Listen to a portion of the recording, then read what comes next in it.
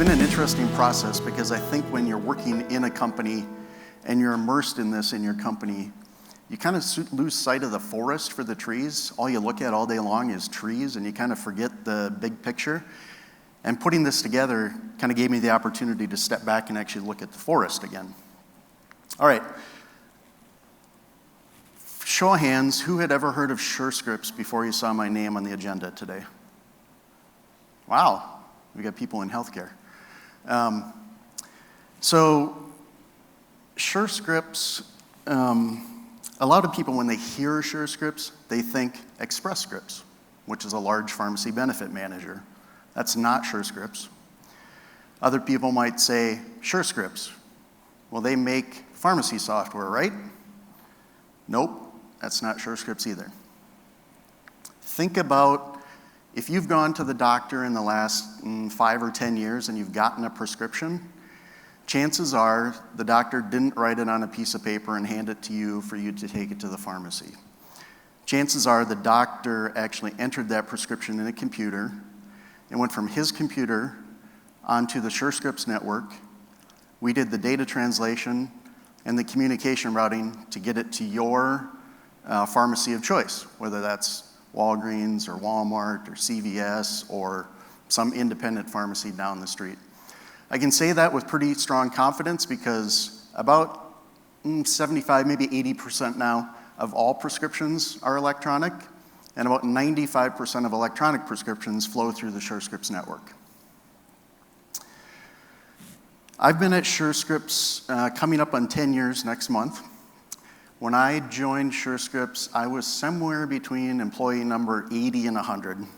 I didn't think to actually keep track of where I was at that time. Now we're over 600 employees in 10 years. Our business has gone through some transitions in that time. E-prescribing is still the core part of our business. There's a whole bunch of transactions around the e-prescribing workflow that we also facilitate.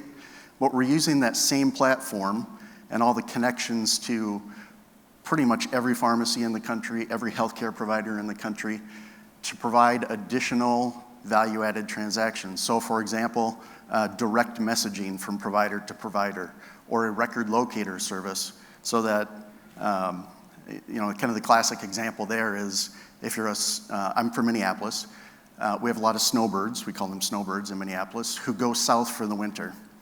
Let's say a person who goes south for the winter shows up at an emergency room in the Phoenix area. The doctor there, if they're using the Surescripts record locator service, can find out where that person has been seen in the past and potentially request records for that person electronically and get them delivered so that they can provide the right type of care to that patient. So those are some of the things we do. We're processing now about 20 billion transactions a year. I can't remember what we were processing when I joined. I think it was probably around somewhere in the million, 5 million, somewhere in that neighborhood. So our scale has grown tremendously. Number of employees has grown tremendously. Business has changed and continues to change. Agile has been a big part of that. It's allowed us to grow, and it's allowed us to align with our strategy. Brian and I had never talked about what we were going to present before this morning. Keep that in mind as I'm going through this. The alignment, as I was listening to Brian, was pretty remarkable.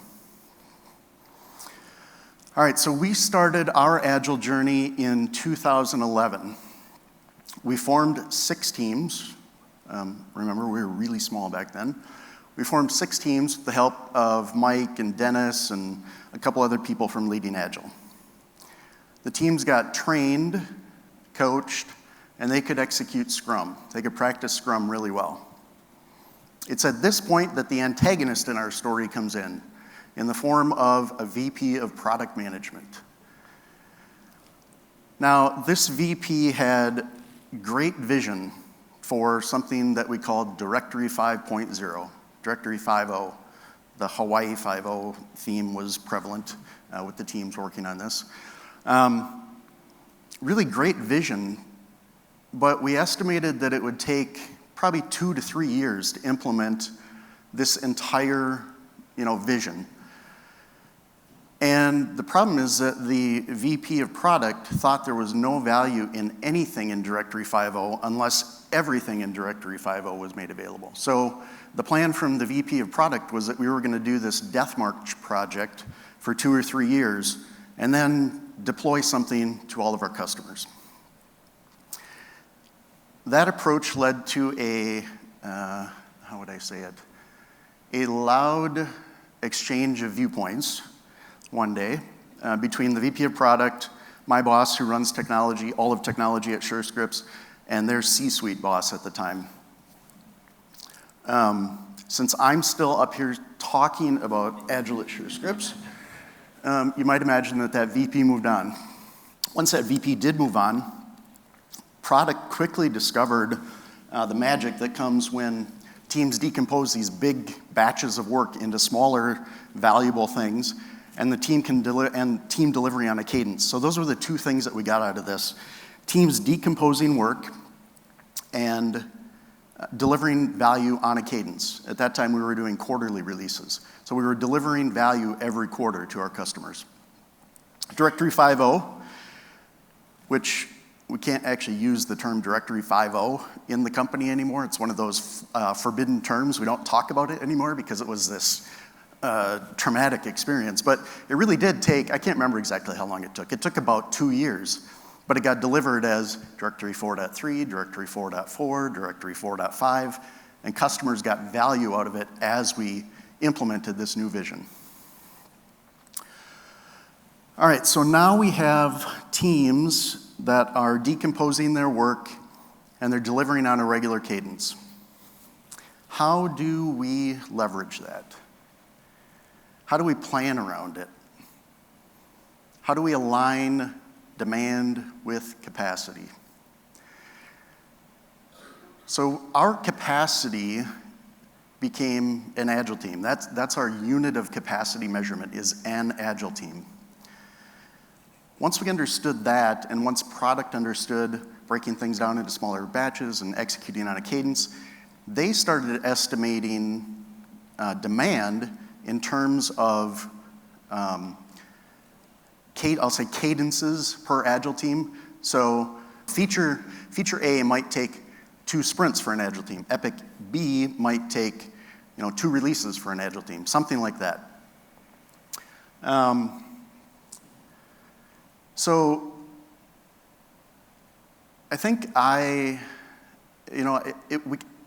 recognize that we hit a significant milestone in our transformation during this time, well, shortly after this time, when we started talking about with our board of directors about our growth plans. So we're going to move into new product space. We're going to grow this product. Demand from our customers is growing, so we have to increase our capacity. And we started talking even with the board of directors about we need to hire 2 Agile teams. We need to hire 4 Agile teams. We don't need to hire 16 software engineers. We don't need to hire 8 QA people. We need to hire Agile teams. That's how we measure our capacity. On the right-hand side here, I just included a diagram that's a little bit interesting maybe to some people. It's one of the models that we use for actually growing teams. This was important for the board to understand and for basically our executive team to understand also, that you don't go out on the street and hire an Agile team and bring them into your company and say, you are now an Agile team. You don't know a damn thing about the company. You don't know what kind of software we create. You don't know how we create software. You're an Agile team. That's not how you go about it and be successful. So what we typically do is we'll hire some key roles into an existing team, and once those key roles are filled, then we split the team and we continue hiring into those 2 teams to fill out those 2 teams. All right, so these first 2 slides, first 2 chapters of the story are pretty basic, half Agile, team-based agility. Once we had teams breaking down work, delivering on a cadence, once we understood how to align capacity with demand, finance got interested. Which, as a guy who developed software for a living for a long time and was really focused on the product development side of things, it was exciting and it was also really scary. Finance is getting interested in what we're doing. but it's actually turned out to be a really good relationship that we've had. So on the planning side, finance started helping our product management organization figure out how to write business plans that actually align with the amount of capacity that they're planning to use. We had stable teams, remember, so a stable team has a known cost, and we had n number of these teams. So for planning, finance just takes the cost of all the people that are assigned to an Agile team, any Agile team. So the total cost for all the people assigned to Agile teams. They divide that by the number of teams, and they get the average cost per team. For business planning, large scale, like product planning, that's fine, because we're talking about longer time frames here. We're talking about 9 months, 2 years. It's more likely that our estimates are gonna be off than, the cost of a person or two difference in the size of a team is gonna make a significant difference. So that's how we've implemented estimating on the planning side. We're also, within the last year, we actually started adding actual reporting, and we're doing that based on relative effort costing. So we know what the payroll cost is of every team. We know the people that are on that team, and it doesn't change very often. So we know the payroll cost of that team. Every story that we have that a team is working on gets associated, it has a size, story point size. It also gets associated with different attributes. So what product is it for? What development type is it? Is it new product development? Is it maintenance? Is it support? What type of development is it? What initiative or project is it associated with? So a team completes a total number of story points in a given time frame, monthly, quarterly, whatever it is that you're looking at. A percentage of those were new development, a percentage of those were planned maintenance, and a percentage of those were tech debt or infrastructure type work. That's what the example is here. So on the left, you see the story points of effort as a percentage. In the middle, you see that the payroll of that team for that time period was $109,000, which gives you the cost of each of those development types on the right-hand side there. Make sense? That one's sometimes a hard thing to explain verbally. All right, now we've got teams decomposing their work, stable teams decomposing their work. They are delivering value on a cadence. We understand how to align capacity and demand. We understand how much things cost. Last year, we decided to try to take this and align it to our strategy. Brian touched a little bit on what strategy is. Our VP of strategy included this definition on the right-hand side in his deck this year when he presented kind of the refresh of our strategy. And I thought it was pretty good. So to us, strategy focuses on two choices. Where do we compete and how do we win? It's about increasing our odds of success. Doesn't mean we're gonna succeed, but it helps us increase our odds of succeeding. Make the logic in the strategy explicit and test it rigorously. That came from Harvard Business Review back in 2014. So we have a 3-year strategy that gets officially refreshed annually. When we do the refresh, we look at things like Brian talked about. We consider what our purpose is. I had the purpose of Surescripts on that first slide. What is our purpose? What do we intend to be excellent at? We look at the current portfolio of products that we have, and we look at the environment. Now, our strategy has 3 main legs. It's had 3 main legs for the last, 5 years. And those legs don't change very often. Our strategy is pretty solid. It doesn't change a lot at that super high level. Occasionally you get some nuance, some emphasis in this area versus that area, those types of things.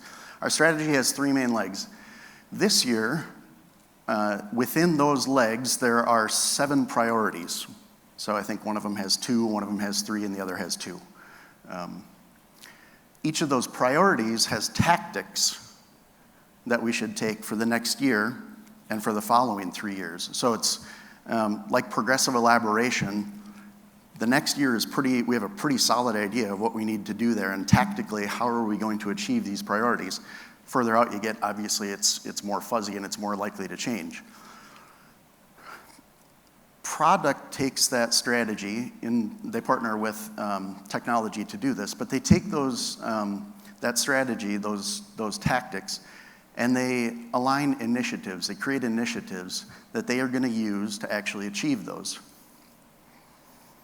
Now, the product VPs are expected to adapt initiatives. This isn't a, plan the work and work the plan kind of a thing. This is an adaptive kind of a thing. If you're working through an initiative and you discover that customers aren't getting it, customers aren't buying it, or it's way more complex to build and it's going to cost us way more than we expected it to, you're expected to actually change direction.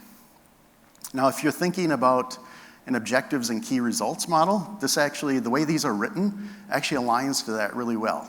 So the priorities are really kind of the objectives, and the tactics are the key results that we're looking to achieve. It doesn't, that verbiage doesn't necessarily align with objectives and key results, but the way they are written, that's what they are. So let's tie it all together. We've got teams, stable teams that are decomposing their work and they're delivering on a regular cadence. We understand how to plan that. We understand how to match capacity and demand. We understand how to price that and cost it out. We understand how each story, remember each story is linked to an initiative. So a story links to an initiative links to a tactic links to a priority. So we're actually linking from story back to strategy. Ta-da!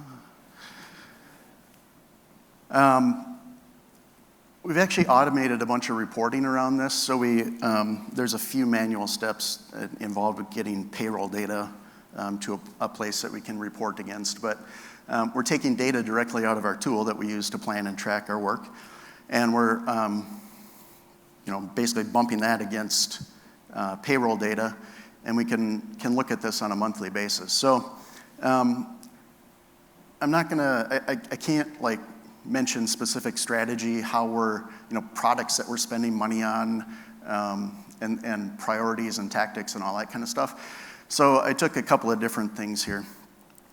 On the left, you see the red lines kind of represent targets. So about a year ago, we took and looked at the strategy. We said, these are the initiatives we need to execute on, and these initiatives are going to take, these are the new development initiatives that we are going to take. So we think it's going to use, whatever it is, 55% of our capacity. That's the bottom orange bar. We're nowhere near that. This is from earlier in the year, and that's kind of inched up as the year has gone along, but we're short on that. We don't feel great about being short on new development, new things that customers will pay for, but we actually feel good about the conversations that we've had about that between product and technology, executive team and product and technology. It's all been good. The conversations have all been good there. Remember the manifestos, individuals and interactions, that whole thing. It plays at the strategy level too. In the upper right, finance last year kind of split our products into products that we should prioritize investment in, products that we should maintain our investment in, and products that we should minimize our investment in. So the big blue bar is the prioritize, and the red line is the target for prioritize. We're not tremendously far off there. We're investing in the right products. On the bottom right is what we had planned to invest in products versus enablers. So products are things that the customer directly touches and interacts with. Enablers are platform capabilities that provide the structure for all the products to run. So something like the directory, the Surescripts directory, is an enabler. We're actually investing more in products than we had planned to. Good, bad, indifferent. There are good things and bad things there. So, all right. I had tried to slip an additional slide into the end of my presentation late yesterday and got declined, but basically it's all rainbows and unicorns at Surescripts, and I envisioned a rainbow and a unicorn up on the screen right now. Rainbows and unicorns at Surescripts. We've solved the world's problems. Not exactly. You know, some people call me a pessimist. I tend to think of myself as being interested in continuous improvement. I'm never satisfied with where we're at. And every step along this way, it's felt like, okay, we're starting at half agile. Okay, now we're agile. And then you go along for a very short period of time and you're like, oh, we're just half agile. And we take another step. Oh, now we're agile. Awesome. Oh no. And I'm pretty sure that's where we're at right now. You know, we're pretty early in this strategy alignment phase, but I'm pretty sure we're gonna figure out, you know, there's another step to take. We're not really there. So that's the Surescripts story. Thanks for your attention.